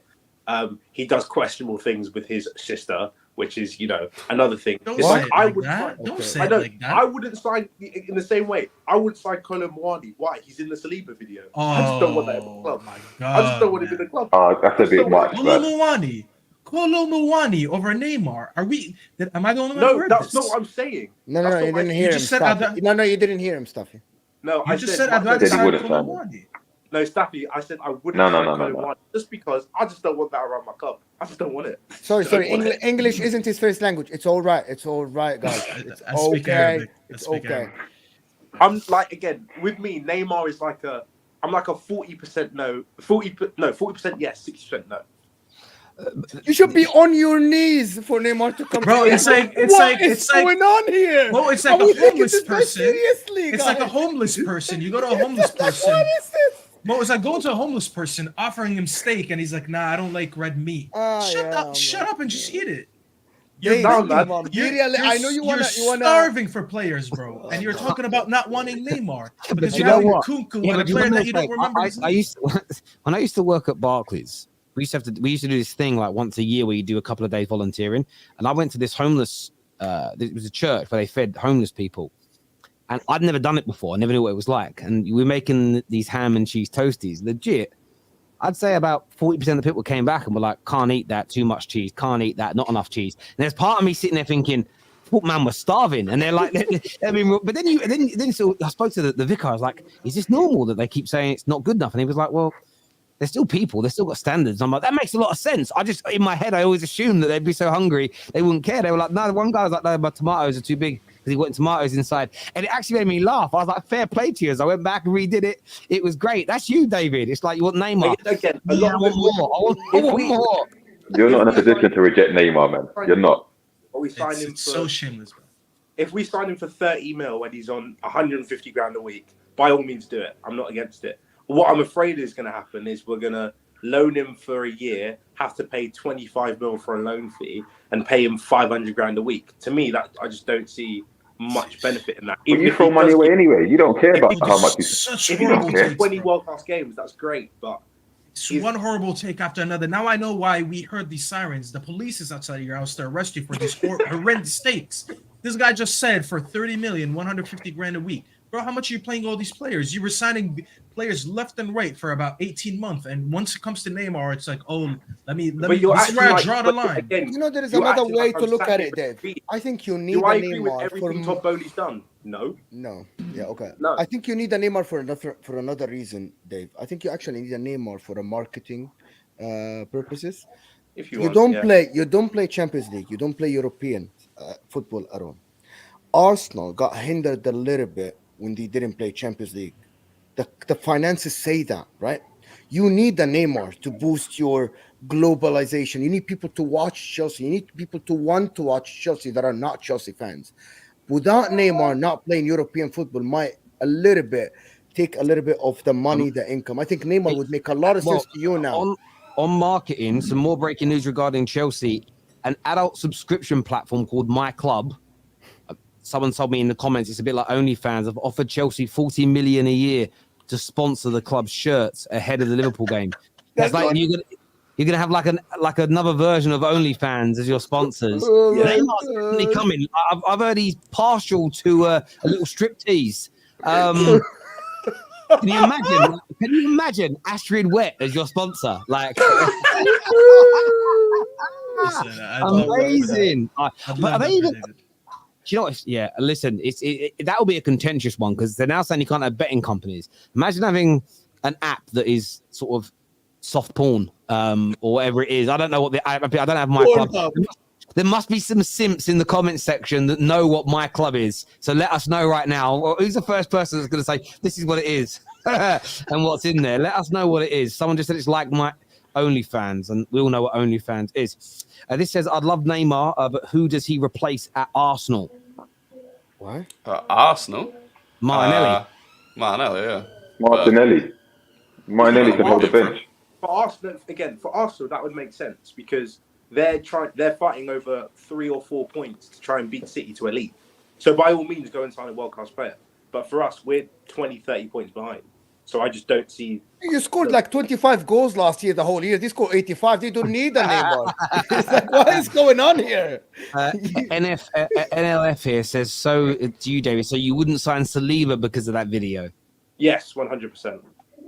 That video was epic. That siren was an ambulance carrying Neymar to his Chelsea medical. It could be. He's injured already. This here says Neymar, Elise, Mudryk, and Nkunku. We will be there. I mean, when you say it out loud, it sounds very good. Name-wise, it's good. Neymar is going City. Said it in June. Watch is what number one waffler has told us there. Wayne Sage Pep don't want him. says, no. Neymar is the type of dude that will get injured to go to his sister's birthday party. He isn't interested in football anymore. The thing Can is, I say something about that? Go on. I think in England, this won't be allowed as much as it. I think in France, in Paris, he was kind of protected by everybody. Nobody exposed this thing. I think if he plays for an English club, it's not going to be as easy as doing it in France. That's what I think. I think even if he plays for Chelsea, also doesn't matter who. I think it's not going to go like easy. Oh, yeah, he's injured. Going to his sister's birthday. I think he would get torn apart in the media. He would get like ripped apart in the media. It's not as easy. Maybe. This here says, would Liverpool... Did he do that under Poch at PSG? So go on. Sorry, did he do that under Poch at PSG? Yes. Maybe do it again. Yes, he did. Well, I don't know if this still exists now, but I always remember listening to TalkSport years ago, got to be a decade or so ago, and it was a journalist on from France who said, in France, the media doesn't really go after people in terms of their personal lives. You kind of get left alone. Obviously, that doesn't happen in England, as we know. Would Liverpool, Man United, and Arsenal want Neymar? Look, I've said it before. I wouldn't want Neymar at Man United. It's too The late only for either of them. The only reason being is that I don't think he started more than 16 league games in the last 7 years because of injury.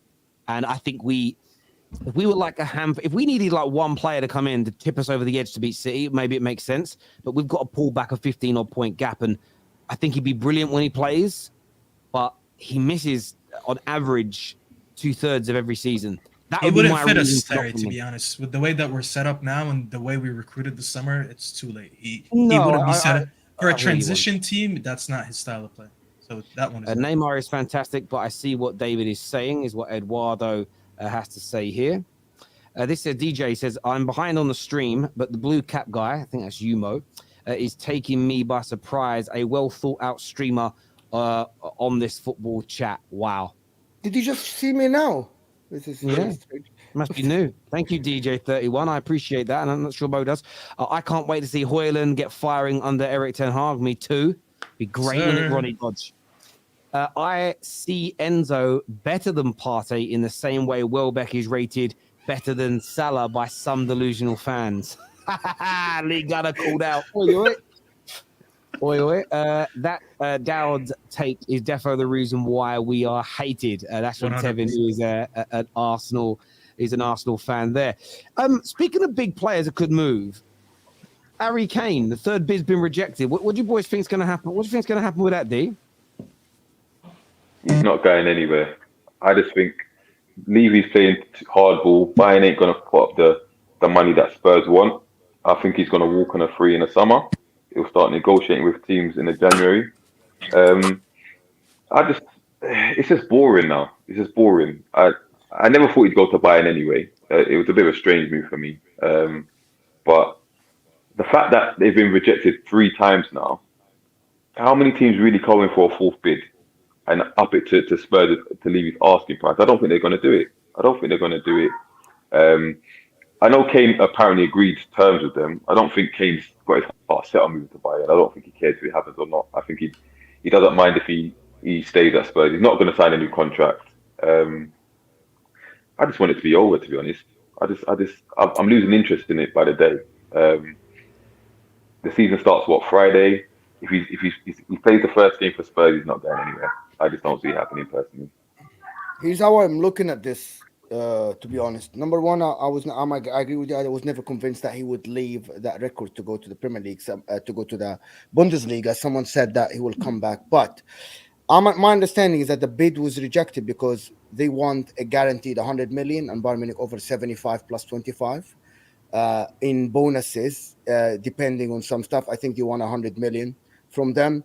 Number two, I kind of was talking about it earlier today, and I said that looking at Maddison, Son, Kulusevski plus Harry Kane, how is that worth for Spurs? I think Harry Kane can be the difference between Spurs making Champions League or not. They are strengthening defensively, so they are doing what they should do defensively. Harry Kane plus the rest should be able to at least compete for top 5. From a business point of view, I think he might be worth for Spurs more than 100 million, just because missing out on Champions League might be worth 100 million for them from broadcasting and other money. I think even if he goes on a free next year, but they get Champions League, I think they get the same money from him. And so that's how I think Daniel Levy is looking at it, because if he stays among 30 goals for them and they get Champions League football, that 75 million that they missed on might look, it's not worth, it wasn't worth that much money. Does anybody see it this way? Like, he might be the reason why they get or they don't get Champions League. Do you know what? Yeah, Seriously, when are we having a combo that Kane is a loser? Like, I know he can leave for free next year and join who he wants, but he's old. He's getting old now. Like, the fact he isn't forcing a move bothers me. I know that he wants to be loved and remembered fondly by Spurs fans, but it's not. You're not going to create a legacy in football that way. You're not going to be remembered like other legends. That your goal scoring tallies and he annoys me. Like, I understand not everyone's motivated by the same things, but it's weird that he isn't motivated by the same thing that all other legends of sport are motivated by: winning trophies, winning medals, having. Do you know what I mean? It's like if you ask a 100-meter sprinter, what would you rather have, the world record for the fastest ever sprint or 3 Olympic gold medals? I guarantee you 90% say the Olympic gold medals, because as much as I think that's more memorable. But I don't know. Maybe I'm wrong.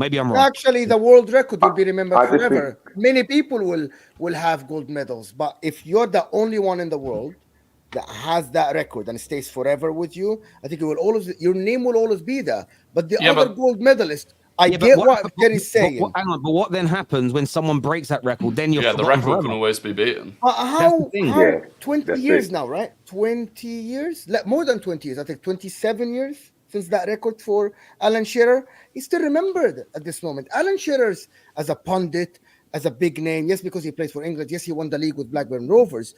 But I think that record is the main thing that Alan Shearer did in his career. And if Harry Kane doesn't win anything, but he's the top scorer for the Premier League and stays for another 30 years or 40 years. Maybe you didn't see the... I didn't watch a lot of him, to be honest. Yeah, but it was Blackburn. Yeah, he won the league. You know, and Alan Shearer, I remember this being discussed again in the playground, when I was at school, and when I went into work.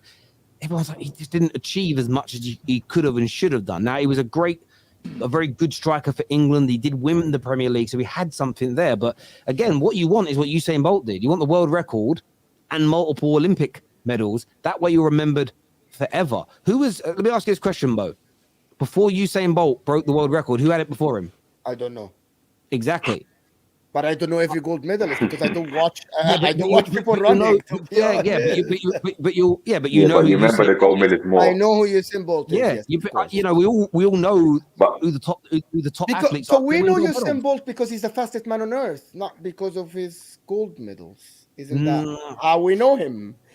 He is presented by Puma. He's presented by Puma by the fastest man on earth. But he broke his records en route to winning those medals. If he just broke that record on a Diamond League meeting that no one watches, he wouldn't be remembered and loved the way he is. Now, look, you want Harry Kane should want both. He should want to win that Prem and Champions League and have those records. Because if he was to say he joined another club, I'm not going to name the club because it always tarnishes the debate. If he joins another club, breaks that Premier League goal scoring record, wins 2 or 3 Premier Leagues, a Champions League, an FA Cup, 2 League Cups, he moves into conversations of being rated as the greatest Premier League footballer of all time. 100%. He can't be in that conversation. He can never be in that conversation without winning multiple major trophies. He can't. Let me just ask the question before we move on. So let me just ask the question. So the right question is here. If he goes to Bayern Munich and win a couple of Bundesligas, but doesn't get the Premier League record, is that better than him, staying up Spurs or joining Man United or joining another Premier League team and breaking the record with winning 1 FA Cup or winning nothing? What would be better for Harry Kane's career? 2 Bundesligas, no record, or the record and staying in the Premier League? 2 Bundesligas. Anybody can answer. How long will he be remembered for these 2 Bundesligas without the record? The record. But he could go to the Bundesliga, win 2 Bundesligas, come back and still break the record. But at least he'd have tried to go there where he'd have a far better chance of winning a Champions League than he's never going to win a Champions League at Spurs. I think the easy way out is staying at Tottenham and breaking the record because he's going to do it, where taking the risk is going to earn you more. Someone here says a weird thing. So because City won the treble, as means nothing, Terry. Where did I say that? What? I didn't say at no point. Question for you, Terry, though. Talking about records being broken, basically. But I know you said. You said about. Sorry, you said about Kane's behaviour disappointing Kane. Do you think that if it was Man United had put the money up, his behaviour would be different? Because he could stay in the league, go to a bigger club, break the record, and have a better chance of winning trophies. Do you think his behaviour? Do you think he'd force a move then? Yeah, potentially, if Man United could put the money up, but I think as well, if players do transfer requests and push for moves, you can typically reduce the price, and I don't think he's maybe done enough, if that makes sense. I think part of that would be on Kane. If Kane forces his way out and then goes to United, look, I'm here, come and get me, then it's a lot easier than him seemingly being quite happy at Spurs and relying on Man U to risk showing their hand and bidding a crazy amount, and then him going, oh, okay, I'll go. Yeah, I feel like Kane has to do his part in that instead of just sitting back and kind of basically letting Tottenham dictate his legacy. No, I hear that. Some super chats here. First one says, people forget Neymar's ankles are Swiss cheese right now, and the sister stuff. David remembered that. Neymar doesn't play on the wing, so he can't replace Martinelli. His dad already said that any manager who plays Neymar wide instead of a 10 is an idiot. We'll listen to his dad. Yes, we'll listen to his dad. No, There what are we you talking go. about? He played in the 10 for Brazil. You think He at did, he 31 did. you want to put But the Neymar fact on that the wing? he's saying that he can play on the wing, I think he can play on the wing and be fantastic. Listen, No, it's he can. Neymar, It's like, bro. putting Messi on the wing right now. You don't put Messi on the wing at this age because his best ability is in the middle. I hear you guys. Question: are Chelsea and Arsenal making a mistake allowing Mohamed Kudus to join Brighton? Is this a player at around £40 million that both clubs should be going in for, Rory, especially yourselves? Yeah, I really want him. I know he's raw and he still has a lot of sort of space to develop, but he's and has been for weeks, the final signing that I want for Arsenal. And I think he'd be big for Chelsea as well. And I think it sounds today like the move to Brighton's kind of stuttering because he hasn't agreed personal terms. And I do wonder if that's because he feels like Arsenal or Chelsea could happen later in the window if he holds out for it. But he'd be massive for both of us. Yeah, they want to pay him like 25 a week or something like this, or 20 a week. Yeah. This is how much they want to pay him, bro. And this is the danger for Brighton of their approach to Caicedo, is that Kudus could be looking at that and saying, if I go to Brighton, I could effectively be trapped there because they supposedly to Caicedo, when they got him to sign a new deal in January, promised him that if a good bid came in this summer, they'd let him go, and now they're not. So I think they're suffering the consequence of that if Kudus is kind of hesitant to actually want to go there, because he could just leapfrog that move completely and go to Arsenal or Chelsea anyway.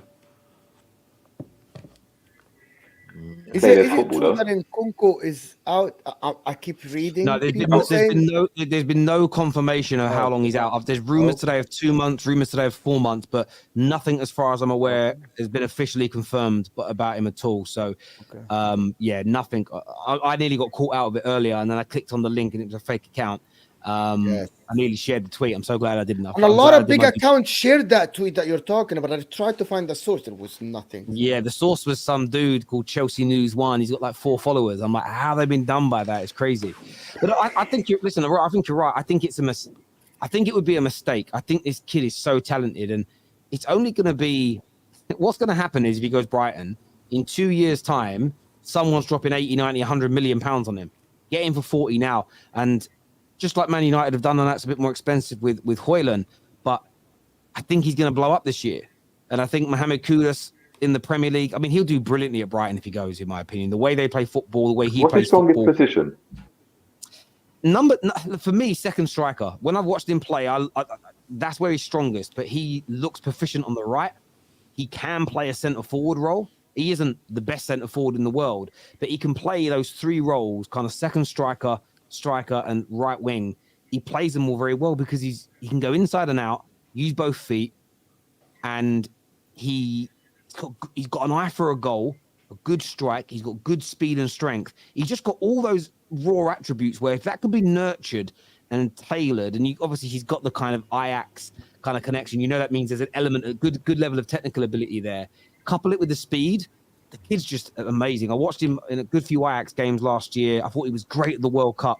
I'm a little gut. Listen, we've got other things we're looking at, and we're quite stacked in those wide areas and the 10 role. Like we just know Bruno's not being moved out the team, but I would love Man United to buy him. I really, really would love Man United to buy him. I think he's a tremendous player.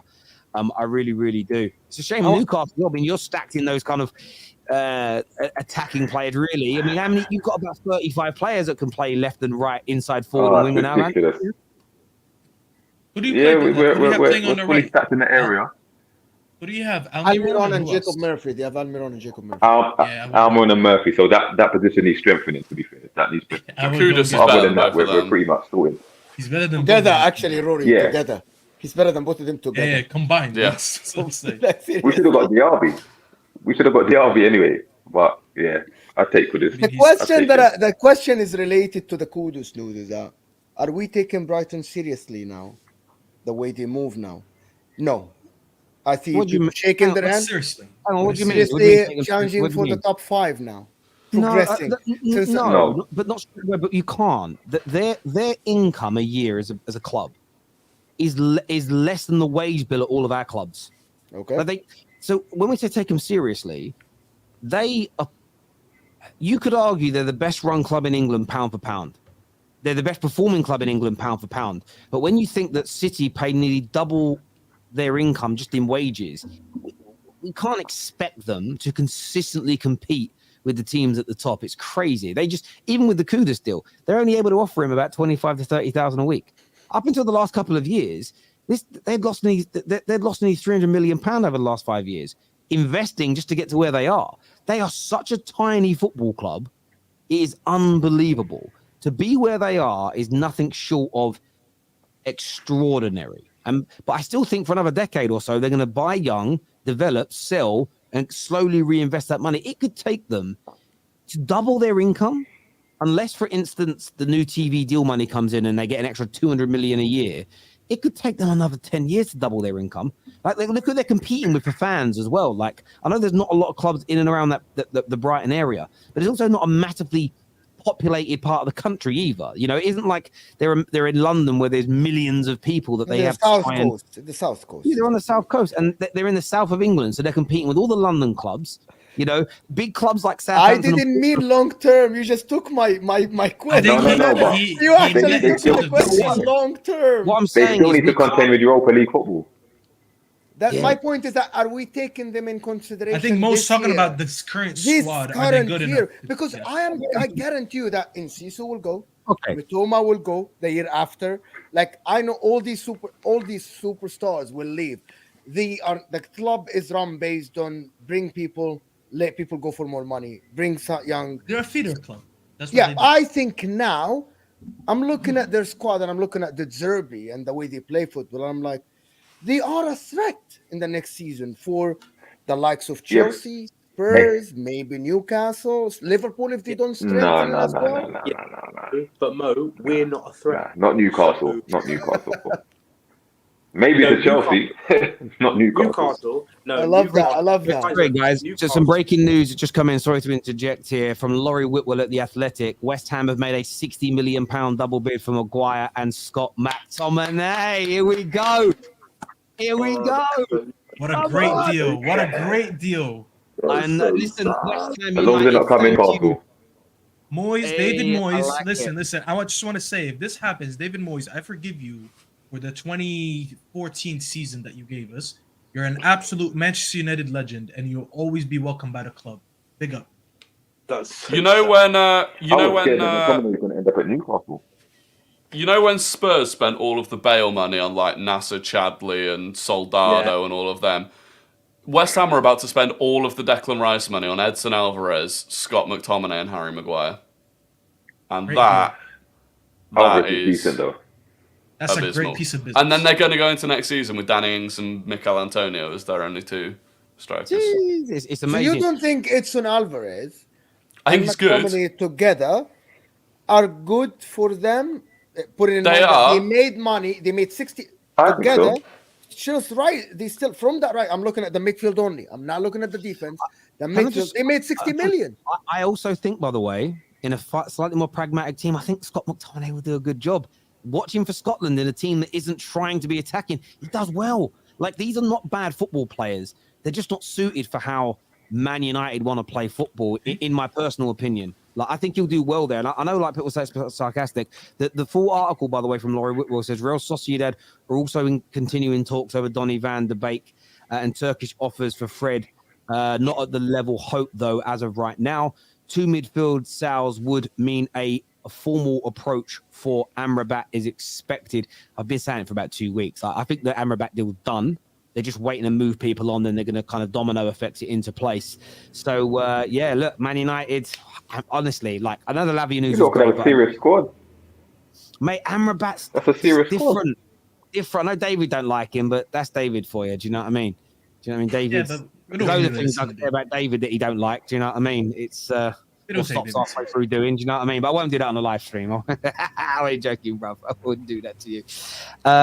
West Ham getting battered by Leverkusen 4-0 has helped Man United. It's made them desperate for signings. Well, it happens around this time of the year, doesn't it? Like, teams hold out trying to get better deals, but 60 mil for the two. Honestly, I'm in cloud cuckoo land. This here says, if Tottenham sign a striker, who wins them trophies? Would Kane be remembered as much as a striker who won trophies for them. This is what will happen, though. And Trophy depends on goals. I genuinely mean this. Like, legends can be replaced at clubs. If Kane leaves this summer and goes Bayern Munich, and Spurs sign, name me a striker, guys, decent one they could sign. Okay, one. Vlahovic. Say Vlahovic comes in and over the next 6-7 years scores half the goals of Kane, but the team gets better and they win an FA Cup, a League Cup, and a Europa League. Spurs fans, and Vlahovic is integral to it, they'll love him more. They won't admit it now, but they will love him more, because at the end of the day, winning trophies makes you fall in love far more than scoring goals. How do I know that? I support a team that's done both.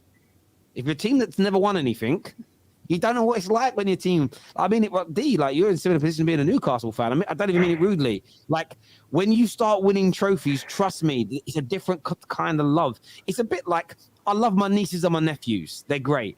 Doesn't feel like I love my own kids. That's legitimately the difference between a good goal scorer and player and a player that wins you trophies. There's a different love that it generates. So, and, do you think that means that Newcastle fans will forget about Alan Shearer? No, you won't forget about him. But let's just say you had a striker that, say Isak stays with you guys for a decade and wins you 2 Prems, 2 Champions Leagues, 3 FA Cups, and scores lots of goals. He'll be, I guarantee you, he'll be loved more. He's a Geordie boy, so that helps. Being from the town you're from gives it a different level, because you identify yourself in him.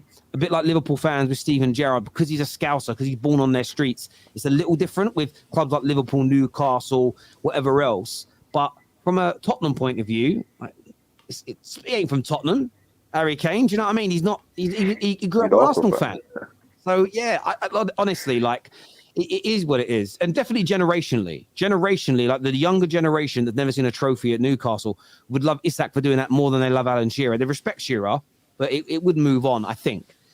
I probably would, to be fair. Watch behind me. What is Alan Shearer in my picture behind me? He's in a Newcastle shirt. So, hey, let's go. Messi, Mbappe, and Neymar in the same window. It's bizarre. Yeah, it's true. Well, they're trying to change, aren't they, PSG? Everyone's thoughts on Balogun here for Rory. Big up, Ellie. Thank you for watching. Thoughts on Balogun? He's burning his bridges with Arsenal pretty rapidly. It's clear he wants to go. He put 2 Instagram stories out over the weekend of Inter Milan strikers, which was just unnecessary. The issue is no one in Europe can afford him. Arsenal want like 45 to 50 mil, and no one's willing to bid that. And that was why, to be honest, that's the big dagger with West Ham spending that 60 million potentially on Maguire and McTominay. I was hoping West Ham would come in for Balogun. But yeah, it's you not just said looking they ideal. can't afford him. Maybe you're overvaluing him. If nobody is willing to pay that much money, maybe his value isn't what Arsenal think it is, because nobody wants to pay that much money. I think his value is that, though, to score 21 goals. I know it's only League One, and people say, oh, it's only League One. Yeah, like I said, did score 22. Listen, I didn't watch that 21 kid, years old. But if nobody is willing to pay the money, that means the value isn't that. If you're offering the house for 400,000 and everybody's offering you 300,000, that's the real value of your house. I agree, but the problem is, I feel like he could go to a Premier League club for that much money if we hold out. I think we need to wait for a couple of clubs to get desperate towards the end of the window, and hopefully, because there's no point selling him to Inter, or I think Lens are in for him. Monaco bid for him today and got rejected, but it's all like 30 million. It's just not enough. So you don't think you can use that 30 million to get a Kudus or something? Sorry? Go ahead, D. You're asking the question. Go ahead. Sorry, I was going to say, what Prem team would you expect could possibly come in? Well, I was hoping West Ham, because they've only got Antonio and Ings up top. Crystal Palace was another one that was monitoring him. But other than that, it's a tricky one. Because he's not going to play for Arsenal this season, I don't think. Which makes it next summer he'd be worth far less. So he'd do great at Palace.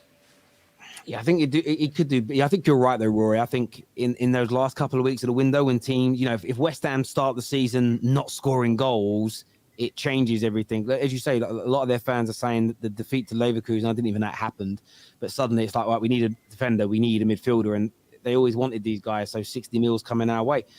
I want to say a big thank you to everyone who's tuned into the show today, our super chatters, our members, everyone who's hit the like button so far. Rory, Mo, D-Man, David, and Staffy, thanks for your opinions, boys, and getting involved. Back tomorrow, fan channel review in the morning. It's going to be a banger, so make sure you're tuning in. Lee Gunner and I at 3:30 in the afternoon as well. And the Top 6 show on Thursday, make sure you're back for it as well. We'll be doing our predictions for the start of the new Premier League season. So make sure you're all here for it. Until next time, take care. Goodbye. God bless. And we'll see you all again very